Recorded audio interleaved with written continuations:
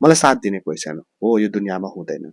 मैले आफ्नो लागि आफैले गर्नुपर्छ। मलाई बुझ्दिने कोही छैन। हो, हुँदैनन्। मैले आफैले आफैलाई बुझ्नुपर्छ। तपाईँ निकै नै एक्लोपन महसुस गर्दै हुनुहुन्छ, यानि कि तपाईँलाई लागिरहेको छ कहीँ न कहीँ मलाई कसैले बुझ्दैन, मेरो कोही छैन, मलाई साथ दिने कोही छैन, मलाई कसैले बुझ्दैदेखि हुन्थ्यो भन्ने खालको कुराले कहीँ न कहीँ सताउँदैछ भने जिन्दगीमा तपाईँले यो कुरालाई, यानि कि कोही छैन मेरो, मलाई साथ दिने कोही छैन, मलाई बुझ्दिने कोही छैन भन्ने कुरालाई तपाईँले वास्तविकता नै ठान्न जरुरी हुन्छ। यानि कि मेरो कोही छैन, हो छैन, मैले गर्नुपर्छ आफ्नो जिन्दगीको लागि। मलाई साथ दिने कोही छैन, हो यो दुनियाँमा हुँदैनन्।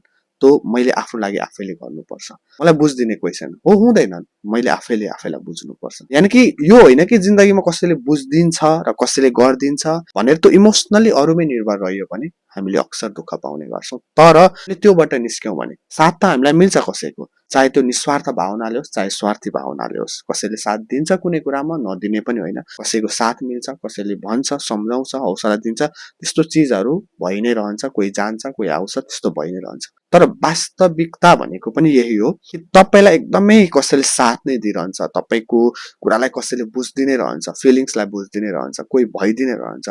त्यो भावनात्मक रूपले निर्भर रहेर पनि हुँदैन जिन्दगीमा। त्यो कुरालाई स्वीकार गर्नै पर्छ। यसलाई नै वास्तविकता मान्न जरुरी हुन्छ।